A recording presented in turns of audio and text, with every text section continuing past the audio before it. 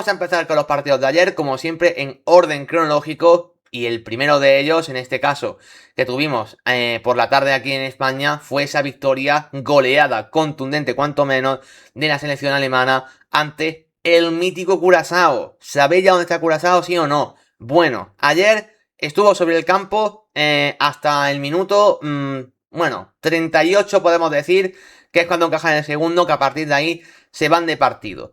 Antes de eso, la imagen de Curazao no había sido mala. De hecho, hay momentos de la primera parte donde, oye, consigue generar cierto vértigo a Alemania. Creo que el equipo se notaba que era un equipo debutante, que convivía con esa ilusión como, bueno, pues una selección que no se esperaba estar aquí ni mucho menos.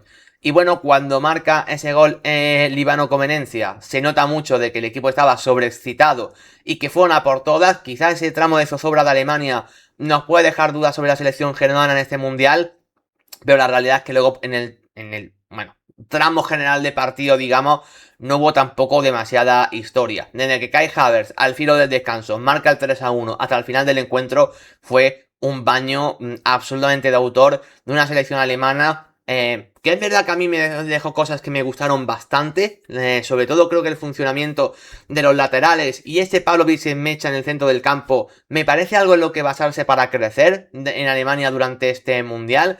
Luego hay otras cosas que nos dejan más dudas que certezas también en la selección alemana. En cualquier caso me parece un partido del que tampoco creo que podamos aprender demasiadas cosas. Es un encuentro donde Alemania era demasiado favorito, donde se notaba demasiado que Curazao es una selección que no está preparada para jugar este tipo de torneo. Hemos debatido bastante qué papel podían tener esas selecciones menores durante el Mundial. Hay algunas, como es el caso de Qatar, por ejemplo, que saca ese empate, el caso de Haití contra Escocia, que compitió realmente bien. O sea, hay selecciones de estas que a priori eran menores, que sí que la estamos viendo competir. Ayer Curazao contra Alemania pues no pudo prácticamente, quitando pues ese tramo de primera parte donde el equipo se vino arriba. En cualquier caso fue un día histórico para Curazao. Ese gol que marcó a Manuel Neuer ya pasará a la historia del país. No tenemos que olvidar que es un territorio que no llega a 200.000 habitantes. O sea, es que hay bastantes ciudades en España, en la propia capital, que ya tiene más habitantes que el propio país. Así que tiene muchísimo mérito que con ello te clasifiques a un mundial. Basándose mucho evidentemente en todo lo que ha sido jugadores neerlandeses que pueden haber jugado con Países Bajos y que evidentemente por sus orígenes pueden jugar en esta selección, y jugadores de menor nivel. Pero oye, con eso igualmente plantarte en un mundial ya tiene su mérito. Ahora bien, en el día de la verdad como ayer, pues se nota que ante toda una selección de las favoritas como puede ser Alemania, que no hay que entrar si está en el top 3, top 4, top 6, top 7, pero bueno, Alemania es Alemania. Tiene jugadores de una calidad donde Curazao no podría ni soñar a optar a un jugador titular de la selección alemana. Y oye, que al menos durante parte de la primera parte, pues plantase algo de cara, creo que ya tiene cierto mérito. Como digo, Alemania no creo que sea un partido del que podamos aprender demasiado, porque no sé hasta qué punto disuelve las dudas con las que venía Alemania y Nagelsmann siendo el seleccionador bastante cuestionado. Al final, creo que el 11 titular sí que se va a parecer mucho a lo que vimos ayer. Y está claro que Nico Schlotterbeck y Jonathan Tah se establece como su pareja de centrales y que Antonio Rüdiger ahora mismo parte desde el banquillo. De hecho, se le preguntó a Antonio Rüdiger en el postpartido sobre su suplencia y dijo que él más o menos ya sabía cuál iba a ser su rol y que se adaptaba a él. Así que por mucho que quizá a varias gente le pueda sorprender, de momento la pareja de centrales parece estar clara. A mí la aparición de Mecha en el centro del campo en lugar de un hipotético Goretzka me parece un acierto. Creo que es una de esas apuestas que ha hecho Nagelsmann que a mí sí me convencen bastante. Creo que ha hecho un temporadón en el Borussia Dortmund y que me encaja mucho además junto a Pavlovic como un futbolista que se puede soltar un poquito más, que tiene llegada. De hecho fue el jugador que marcó el primer gol y es un futbolista que a mí me parece bastante interesante. Otra de las apuestas que yo tenía más dudas era la de Nathaniel Brown, que creo que ahí conjunto a Gaum en el lateral izquierdo puede haber dudas de quién era el titular, y el partido de Nathaniel Brown ayer fue tremendo. Como digo, todo esto en contexto de que estás jugando contra Curazao, pero oye, si es el rival que te toca y cumples con creces, pues ya son argumentos más a favor que tienes para continuar. Y luego la parte de arriba, podía haber dudas de quién iba a ser el 9 de Alemania, si iba a ser Woltemade, si podía ser Undav. Finalmente fue Kai Havertz, que a mí me parece, bueno, el más titular de todos. Y bueno, y finalmente también marcó un doblete. Yo creo que Kai Havertz es un jugador que en los grandes partidos y los grandes escenarios siempre te acaba aportando, y yo personalmente también optaría por él. Le dieron el MVP, en lo cual yo tampoco estoy demasiado de acuerdo. Sí que es verdad que marcó 2 goles, pero creo que hubo otros jugadores de Alemania que hicieron mejor partido. Sin ninguna duda, la línea más disonante ahora actualmente de Alemania es la presencia de Leroy Sané. Leroy Sané al final ha acabado siendo el extremo derecho titular de esta Alemania, siendo algo de debate nacional allí, porque es un jugador que no ha hecho una buena temporada en el Galatasaray. Eso es un jugador bastante frío, que parece a veces que la cosa no va con él. Creo que ayer se notó que es un jugador que convive con esa presión de saber que la gente no lo quiere en el 11 titular. De hecho, mucha gente incluso ni siquiera lo hubiese convocado para la selección. Al final es verdad que esa lesión de Lennart Kall, por ejemplo, hace que tampoco tengan muchas más opciones. Podían estar por ahí Jamie Leveling, el jugador del Stuttgart, pero es verdad que Alemania tampoco tiene muchas más opciones para el extremo derecho. Y claro, aquí Alejandro Cózar planteaba algo que yo leí mucho de él por Twitter también, que era si Alemania, teniendo en cuenta el mal nivel de Sané, pero el grandísimo nivel al que llega Denis Undav, que ayer entró desde el banquillo y fue diferencial también, si tendría que plantear el esquema en base a darle toda la libertad a Virsi, a Musiala, partiendo por fuera pero acabando por dentro, y jugar con una especie de doble punta bastante móvil con Kai Havertz y con Denis Undav. Yo creo que para intentar juntar a los mejores en el campo, esa solución que propone Alejandro Cózar, que insisto, yo leí bastante ayer por Twitter, me parecería la mejor. El tema es que yo no sé hasta qué punto Alemania debería optar por eso, teniendo en cuenta que tu lateral derecho es Kimmich, que creo que es un jugador que, aunque llega muy arriba, porque al final es un jugador de un talento brutal y que es casi el organizador de Alemania, aunque juega de lateral, yo tampoco espero que Kimmich sea un jugador que te dé la amplitud por derecha. Yo creo que Alemania sí que necesita un extremo, vaya, más de toda la vida, un jugador con uno para uno, un jugador que te abra el campo, independientemente de quién sea. No sé si Sané, no sé si Leveling. Ahí que no haya sido convocado gente como Said El Mala, por ejemplo, me parece un error. Creo que a Alemania le faltan extremos en esta convocatoria. Creo que Alemania tiene que jugar con un perfil de ese estilo. Yo no tengo demasiado claro si el encaje de Wirtz más Musiala más Havertz más Undav me parece demasiado redundante en el carril central. Yo creo que es algo que si de momento Nagelsmann no ha probado, yo dudo que lo pruebe ahora. De hecho, a mí cuando han jugado Havertz más Wirtz más Musiala, los tres juntos como media puntas y luego con un 9 fijo, no me ha terminado de convencer demasiado porque creo que se pisan mucho en ese carril central. No sé. Decía Alejandro Cózar, Alemania no necesita amplitud por banda, ya ganó un mundial con Özil en izquierda y con Müller por derecha. Y es cierto que en esa Alemania campeona del mundo no tenía tampoco ese perfil de extremo, porque de hecho desde el banquillo los que te entraban, los Schürrle, Podolski, Götze y compañía, tampoco eran precisamente extremos puros, ni mucho menos. Pero creo que en un fútbol donde ahora mismo ha cambiado mucho, o sea, creo que el fútbol de hace 12 años no tiene nada que ver con el de ahora, por mucho que digamos, no hace tanto tal. Bueno, mirad un partido de ahora y mirad un partido de hace 12 años, cómo ha cambiado. Mirad cómo te defienden los equipos y cómo la amplitud es demasiado importante. Demasiado importante. Yo tengo la sensación que a día de hoy jugar sin extremos, que te den ese uno para uno, que te den ese desborde, es muy difícil. Son elementos que te acaban siendo diferenciales para desatascar partidos. Y a mí algo que me deja dudas en esta Alemania es que no tiene ese perfil exactamente en la convocatoria. Insisto, el Eveling es lo más parecido a eso, y es el que se puede disputar el puesto con Sané. A mí, sinceramente, lo de juntar tanto centrocampismo en el carril central me parece redundante. Yo entiendo, insisto, que a día de hoy no hay comparación entre Undav, Havertz y Sané. Claramente entre los tres, Sané está muy por debajo de los otros dos que han acabado bastante bien la temporada. Pero yo es que entiendo a Julian Nagelmann tomando la decisión de probar un extremo puro. Mi duda es si debería ser Sané o no, que seguramente en mi opinión no, porque es que no está ni para haber ido convocado al Mundial. Pero a mí eso me parece un error de convocatoria, de Julian Nagelmann no apostando por más extremos, como digo, Führich no va convocado, Said Mala no va convocado, la lesión de Lennart Kall, pues bueno, es mala suerte. No sé, creo que en ese sentido a Alemania le faltan perfiles en esa zona. Y en todo el resto que tienen convocatoria me parecen perfiles que son más parecidos a eso. El tema de Amiri también es un perfil más para jugar de enganche o como interior. Si Havertz baja a jugar en la línea de media puntas es un perfil también más parecido. Tendrás que intentar que los jugadores de banda te den la amplitud, que creo que en izquierda eso funciona muy bien. O sea, a mí esa pareja entre Nathaniel Brown y Florian Wirtz me convence. Pero es que por derecha Joshua Kimmich es un jugador que tiene que entrar mucho por dentro porque tiene un último pase espectacular, porque es un organizador top a nivel mundial. Tener a Joshua Kimmich únicamente para dar la amplitud en banda, porque no hay otro jugador que la pueda dar, a mí me parece que eso es perder al mejor Joshua Kimmich. Ya lo estás en teoría hipotecando de alguna manera poniéndolo de lateral derecho, cosa que yo comprendo en Alemania. O sea, creo que al final no tiene ningún lateral derecho de nivel. Y con Pavlovic y Enmeja en el centro del campo creo que va bien cubierto. Así que yo entiendo que en Alemania Kimmich sea lateral, pero como encima lo utilizas en un rol que no es el suyo, no sé. A mí Alemania en ese sentido me deja muchas dudas. No tengo muy claro que ese ataque sean los mejores complementarios entre sí, pero a día de hoy Sané también tengo claro que no tiene que ser titular.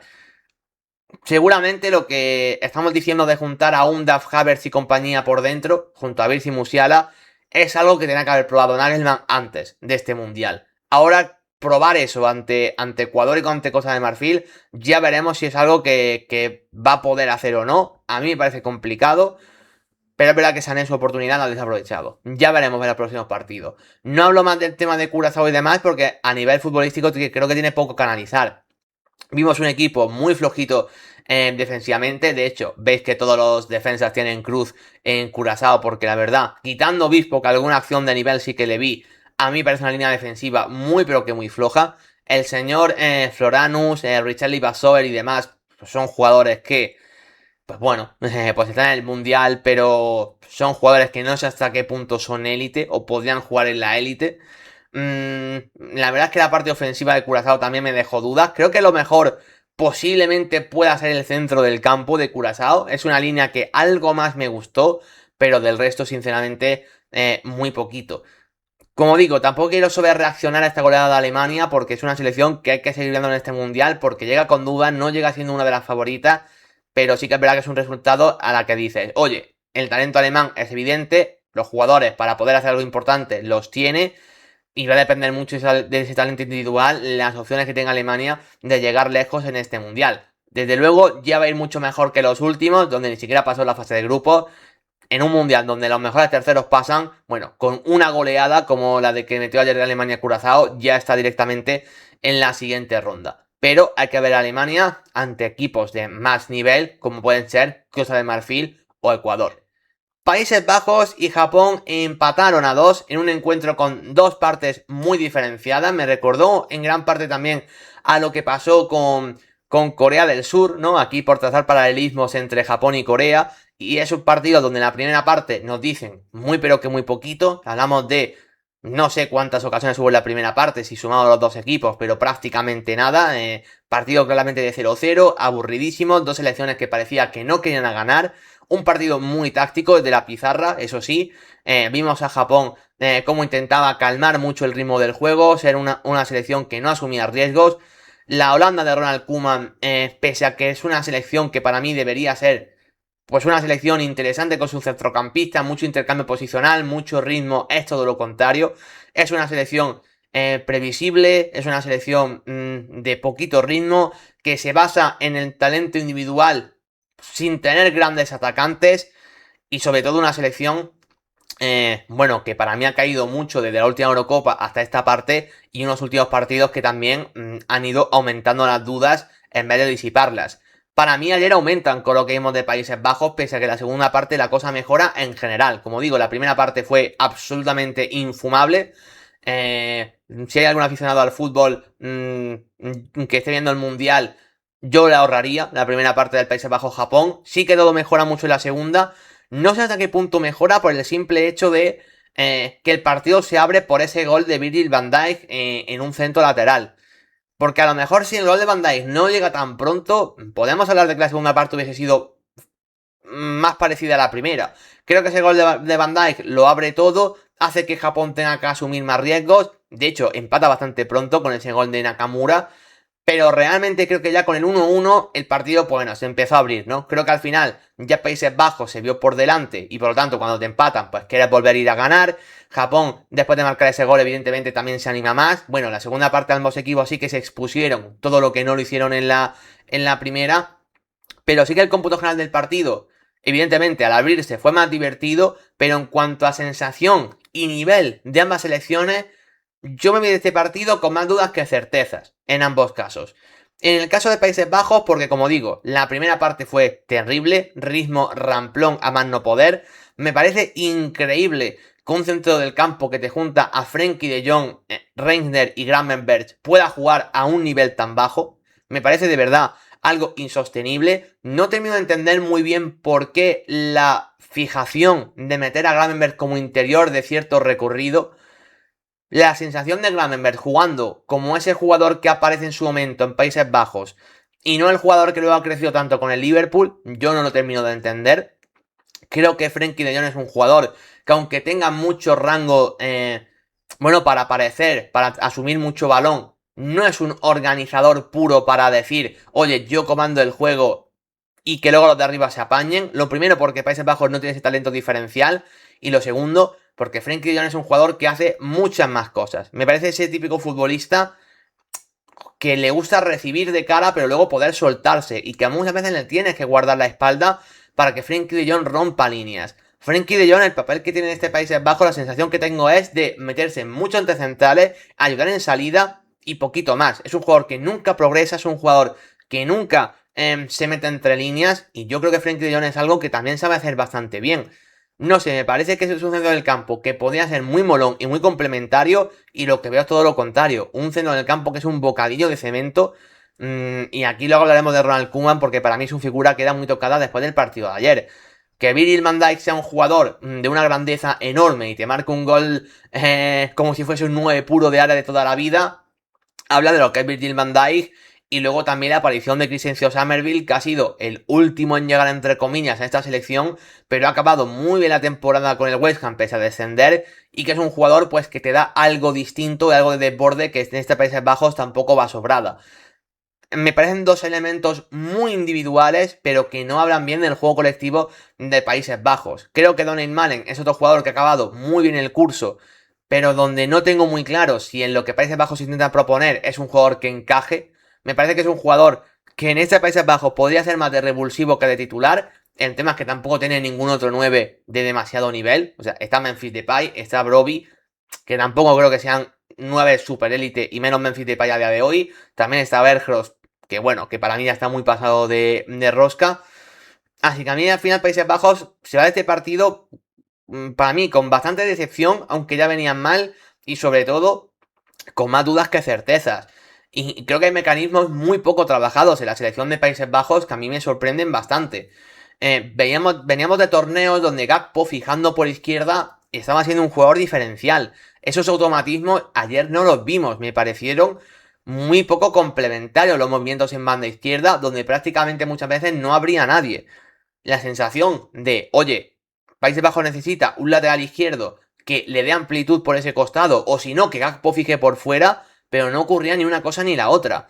Creo que es una selección que, pues tiene de lateral izquierdo a Van de Ven, que es un central, y de lateral derecho a Dumfries, que es un carrilero. Es una selección perfecta para cerrar con tres atrás y que Dumfries dé amplitud por derecha. Bueno, ayer Dumfries no dio amplitud en ningún momento. Fue un partido muy pobre de Denzel Dumfries, pero porque creo que se le pedía estar muy atrás cuando es un jugador que te tiene que dar vuelo en ese costado.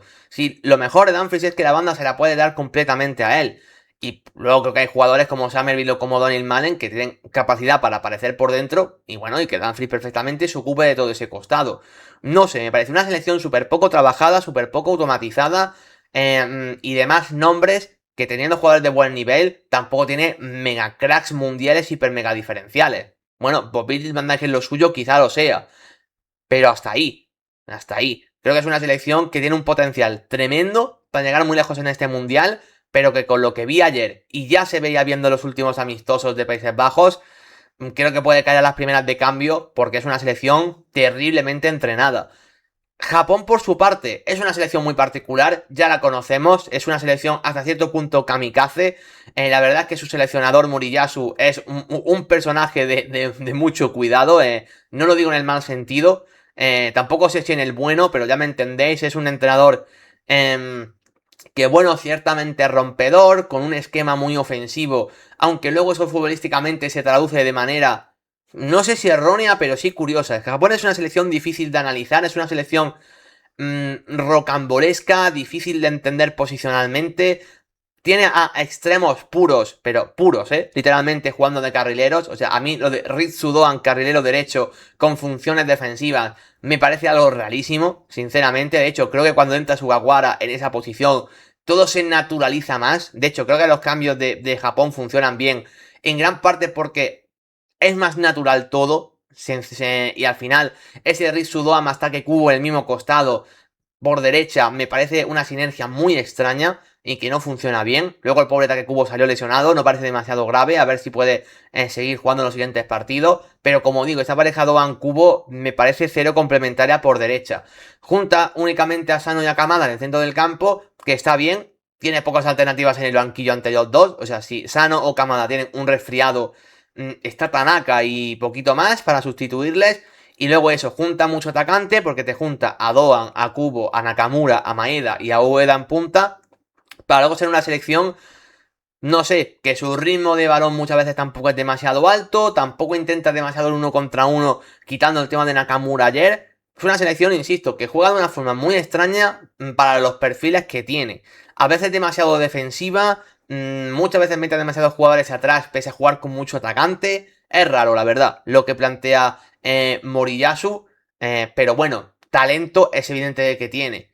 Y creo que al final tienes jugadores del banquillo que también te pueden ayudar bastante. Tiene una nómina de atacantes de perfiles muy distintos para poder darle la vuelta a los partidos.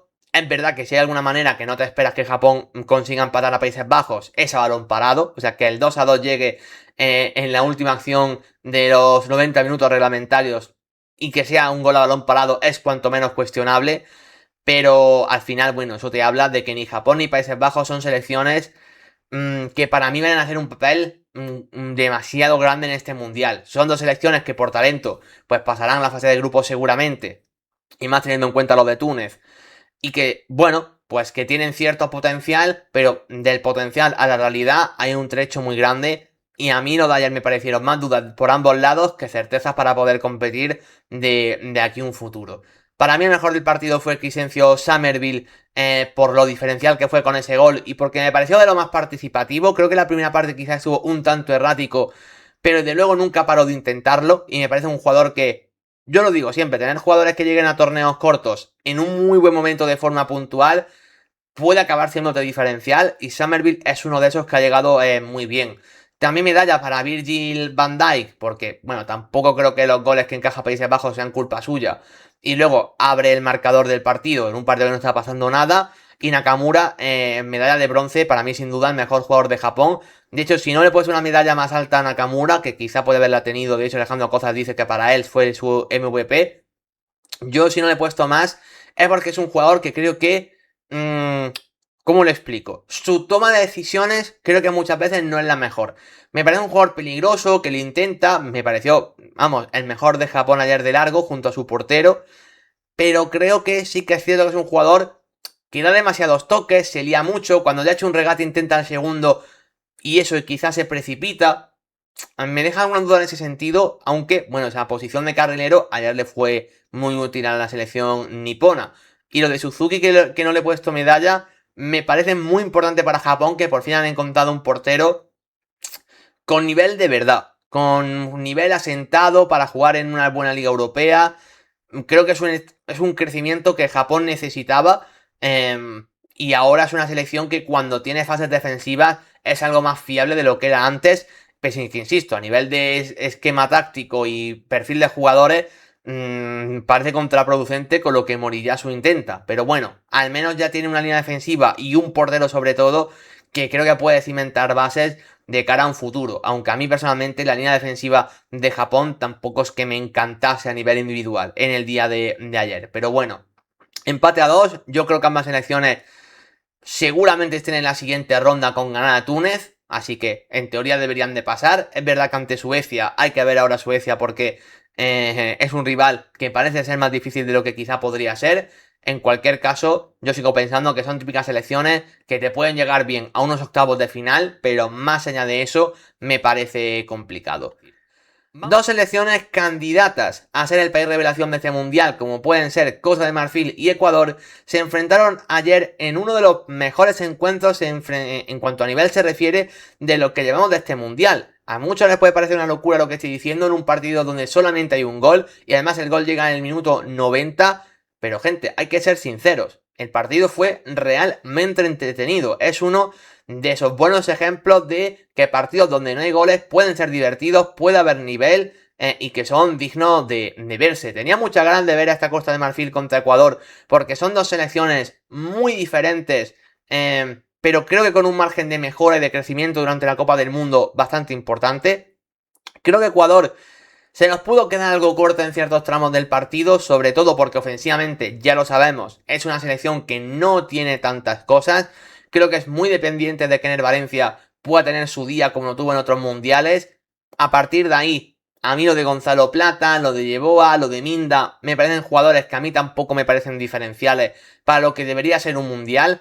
Evidentemente Ecuador se basa mucho en lo que hagan. Su línea defensiva, Ordóñez, Pacho es una pareja de central envidiable. Hincapié, pese a que ayer estuvo superado, es un jugador pues del que poco tenemos que dudar. Y luego ese centro del campo, con Moisés Caicedo y con Pedro Vite, también parece un centro del campo súper estimulante y súper complementario y que también puede hacer mucho crecer a esta selección. El problema de Ecuador para mí llega arriba. Ayer creó ocasiones, bueno, pues que deberían haber sido de gol o gol, con 2 disparos al poste, porque creo que arriba le falta calidad diferencial y también calidad del banquillo para poder cambiarte un partido. Costa de Marfil es casi todo lo contrario, una selección que defensivamente no está mal, pero que a priori no es su punto fuerte, pero claro, que del centro del campo hacia arriba tiene jugadores, bueno, pues de un nivel espectacular. Centro del campo con Kessie y con Fofana, te puede meter también a Sangaré desde el banquillo, en bandas tiene, vamos, perfiles muy distintos como Touré, como Diomandé, como Adingra, como Amad Diallo.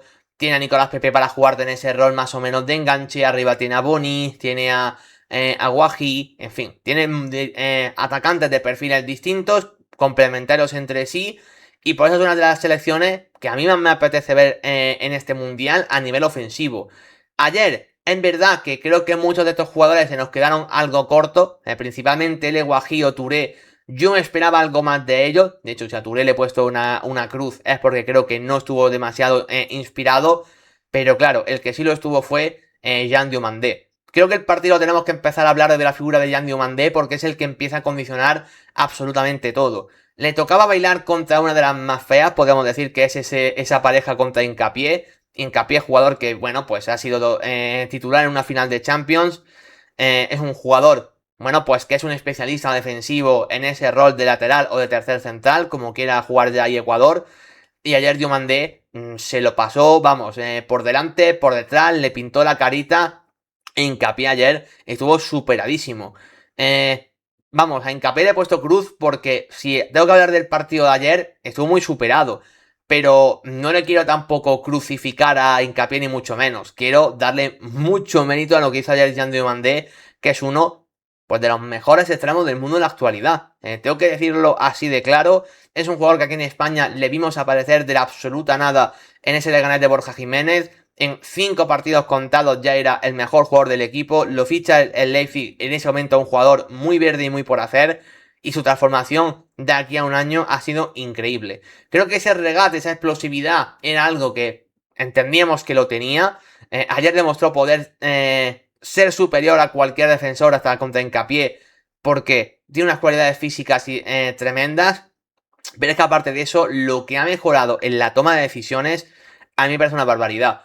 Creo que era algo que yo tenía en cuenta que iba a mejorar, pero no de aquí a un año. Es que si algo le faltaba en el Leganés era simplemente eso, entender mejor lo que le pedía la jugada, porque el desborde del 1 para 1 ya era diferencial en los pocos partidos que le vimos. Ayer la toma de decisiones me sorprendió muchísimo. Muchas veces Ecuador se juntaba intentando hacer un 2 para 1 para que él no superase a su marca y siempre tomaba la mejor decisión encontrando a sus compañeros en la frontal. Creo que esto Costa de Marfil no lo terminó de aprovechar demasiado bien, sinceramente, pero por lo general Diomandé siempre tomaba la mejor decisión. Se tuvo que estar readaptando a Ecuador durante todo el partido a sus movimientos. De hecho, luego en la segunda parte, Diomandé pasa a izquierda con la entrada de Amad Diallo, algo que sigue mejorando a Costa de Marfil, que la segunda parte fue bastante mejor que la selección ecuatoriana. Igual que la primera lo vi bastante más igualado, porque Ecuador tuvo sus llegadas. Creo que la segunda parte, Costa de Marfil se merece ganar. Y con Diomandé por izquierda y con Amad Diallo por derecha, hay todavía más amenaza. Y como digo, Ecuador tuvo que recomponer su defensa para tapar ese costado. Entra Porozo, entra Ángelo Preciado para intentar también hacer un 2 contra 1 en ese liado. Diomandé igualmente sigue siendo diferencial. Es verdad que en el tramo final de partido, ya algo más cansado, fue un poco a menos, pero la entrada de Amad Diallo fue clave. Si algo he dicho antes de Costa de Marfil es que tienen diferentes elementos en sus extremos, en la zona ofensiva, para poder cambiarte el partido, que es justamente lo que le falta a Ecuador. La entrada de Amad Diallo significó crear ya amenaza definitiva por ambas bandas. Ya no solamente tenías que estar pendiente del extremo izquierdo, sino también del extremo derecho. Y no me parece nada de casualidad que el gol sea de Amad Diallo. Eso sí, no se puede entender ese gol para mí sin un buen hacer a nivel colectivo de Costa de Marfil, que era algo de lo que yo sí que tenía más dudas. Nombre a nombre, Costa de Marfil me parece top. Pero como equipo yo tenía cierta duda de ver cómo podía funcionar. Hay figuras como la de la pareja de centrales o como las de Kessie me parecieron fundamentales. Yo de Akbadou es un central que me dejaba bastantes dudas, sinceramente. De hecho, yo pensaba que Diomandé podía ser titular en esta selección. Para mí Akbadou me deja alguna cota duda. Y Singo sí que es un jugador que me gusta más. Tenía alguna duda de si iba a jugar de lateral derecho o de central. Ayer cumplió muy bien en ambas posiciones en lo que le tocó. Y al final fue diferencial con esa arrancada que acabó significando la asistencia del gol de Amad Diallo. Son dos jugadores que, insisto, fueron de lo mejor de Costa de Marfil ayer, junto con Frank Kessie en el centro del campo, que le dio orden, fue creciendo a lo largo del partido, y el capitán también es un jugador diferencial para esta selección. Me gustó lo que viene Costa de Marfil también a nivel defensivo, que era algo que tenía más dudas. Ojo Doué, el lateral derecho, jugador del Estrasburgo, que es el hermano de Desiré Doué, por si alguien no lo sabe. Dos hermanos jugando en selecciones distintas, como nos puede pasar, por ejemplo, aquí con los hermanos Williams. Pues mira, con Costa de Marfil y Francia pasa lo mismo con los hermanos Doué. Y también me gustó en el lateral derecho. De hecho, su primera parte, esa pareja con Diomandé, me pareció súper complementaria y que se entendieron bastante bien. No sé hasta qué punto la derrota de Ecuador puede ser decepcionante. Yo leía a mucha gente que sí que se le pareció. Pero yo es que el Ecuador que vi ayer es un Ecuador parecida a lo que me puedo esperar en esta Copa del Mundo. Quizá hay jugadores como Caicedo que sí que le pido un paso hacia adelante. Al final Caicedo es el mejor jugador de la selección junto a Pacho. En una selección que le falta algo más de talento del centro del campo en adelante. Creo que Caicedo es un jugador que tiene que hacer más cosas o imponerse más. Ayer no lo hizo. De hecho, ayer el que me gustó mucho fue su acompañante, Pedro Vite, que es un jugador con capacidad para organizar, para poder soltarse, llegar a la frontal de área, tiene un último pase. Yo no lo tenía muy ubicado y la verdad es que me encantó este chico. De hecho, por eso le he puesto medalla de bronce, incluso por encima de Singo, Akbadou o Kessie, que también se la merecían. Pero eso, luego de ahí en adelante es una selección de Ecuador que para mí le faltan cosas. Entonces, que ayer no se acaba de marcar un gol, pese a las ocasiones que crea, y que realmente el partido pudo acabar el empate sin problema, no me decepciona por parte de Ecuador. Es que era un partido que me podía imaginar ya.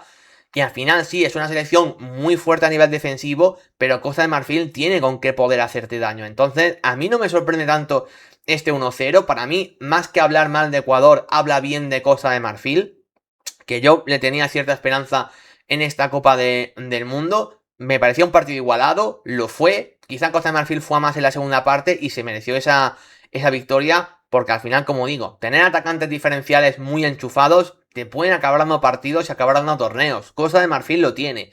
Y no digo que vaya a ganar el Mundial con esto, ni mucho menos, pero es que no me parece una locura que Costa de Marfil se meta en unos octavos, incluso en unos cuartos de final con la generación de futbolistas que tiene.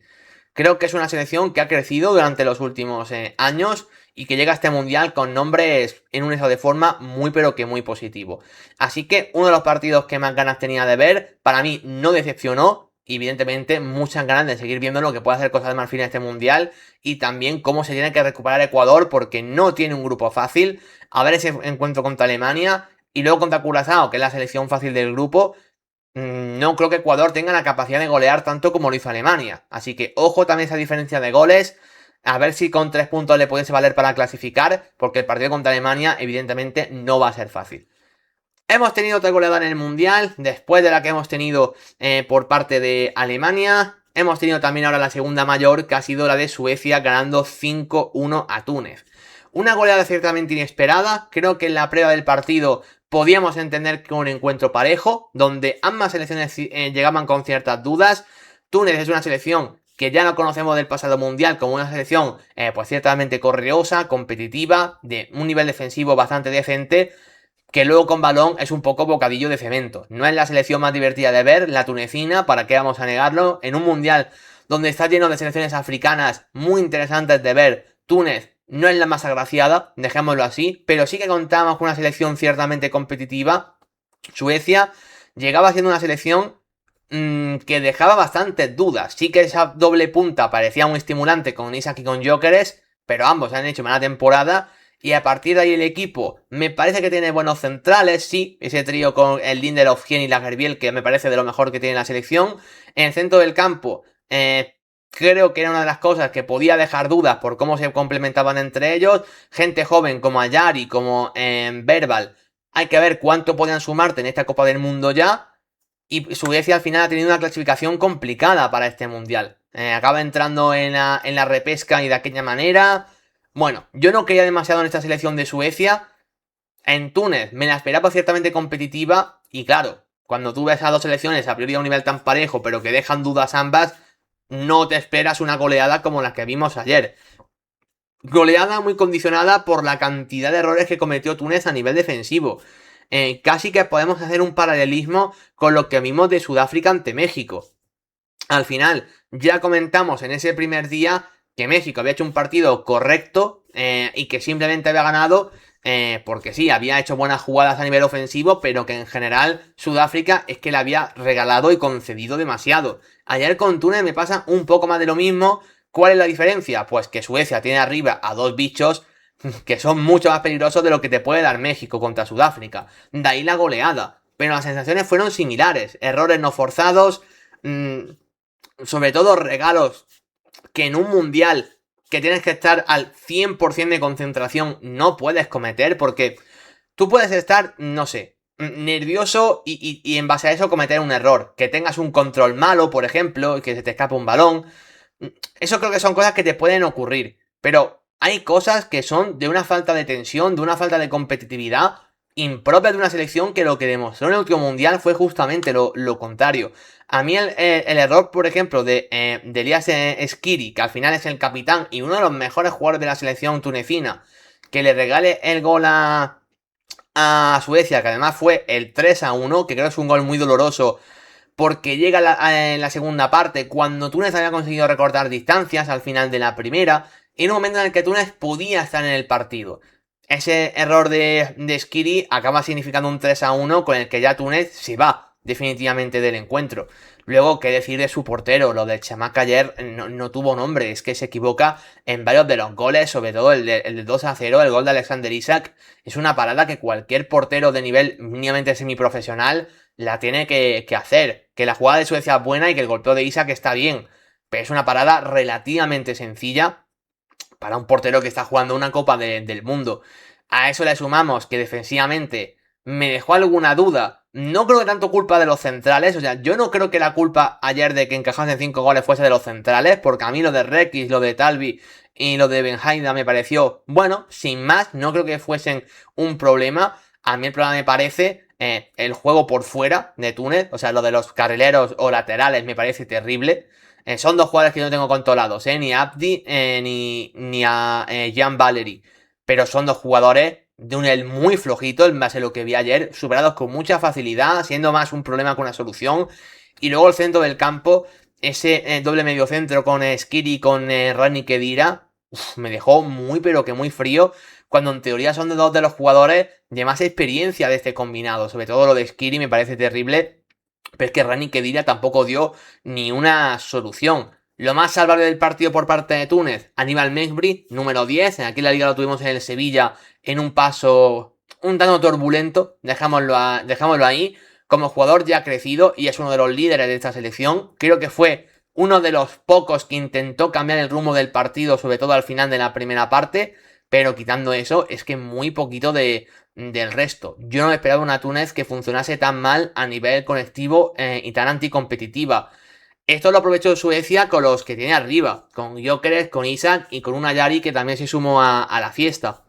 Al final, yo no siento que el partido de Suecia a nivel colectivo fuese tan increíble, lo digo de verdad, yo no sé si Suecia mm, es una selección tan potente como lo que vimos ayer, entiendo que esa pegada ofensiva pues la puede tener por los nombres que tiene arriba, pero tampoco me parecía una cosa demasiado solvente. A nivel defensivo tampoco me pareció nada del otro mundo. Ahí tiene, por ejemplo, a Norfeld de portero, que no es una figura diferencial.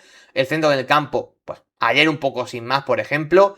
No sé, no me parece una grandísima selección la que vimos ayer de Suecia, pero al final el resultado es tan grandilocuente y al final explica las figuras que tienes arriba que necesitaban un partido como este. También hay que ser sinceros, o sea, al final Gyökeres y Isak son dos delanteros pues bueno, que tienen mucho nombre, mucho cartel internacional, por eso la Premier paga lo que paga por ellos este pasado verano, pero venían de dos temporadas complicadas. Gyökeres ha acabado siendo suplente en el Arsenal, campeón de Premier sí, pero era un delantero centro que tenía que haber sido, vamos, punta referencia del equipo y no lo ha acabado siendo. E Isak ha sido el traspaso más caro del verano para acabar estando en la mitad del curso lesionado y en un Liverpool que ha tenido una temporada para olvidar. O sea, ambos llegan con ganas de reivindicarse en este mundial ante una Suecia que tampoco está nada pero que nada bien. O han llegado a clasificarse al mundial con muchísimas dudas, ¿no? Es verdad que Graham Potter ha hecho mejorar al equipo. Suecia hace un año estaba todavía peor y ha sido un poco sorpresa que se acabe clasificando. Pero tienen mucho que demostrar también ambos en este mundial. Y figuras como las de Ayari, a mí me parece un jugador interesante, tampoco lo tengo muy visto, pero bueno, sí sé quién es. Y sí que es un jugador que promete una barbaridad. Yo a Lucas Verbal tengo ganas también de verlo, poder sumar en esta selección, que además es un jugador que siempre me ha gustado mucho con lo que le he visto.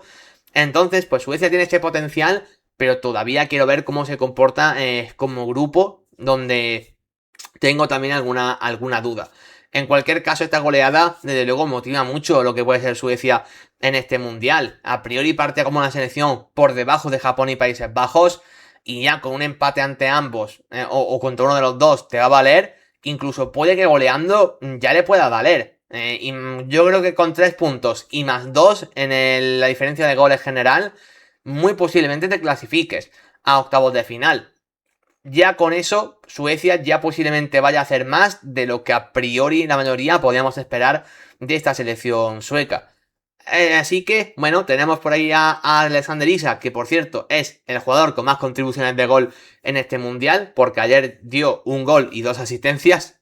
Es verdad que esa última que dio se le contabiliza y bueno, fue de aquella manera, porque roza el balón y poquito más, pero bueno, ese roce significó un gol, porque si no hubiese sido fuera de juego, muy polémico, pero bueno, así fue. Y acaba ahora mismo con 3 participaciones de gol, empatado con Undaf. Así que, bueno, tengo curiosidad por ver qué puede hacer Suecia ante selecciones de mayor entidad como Japón o Países Bajos.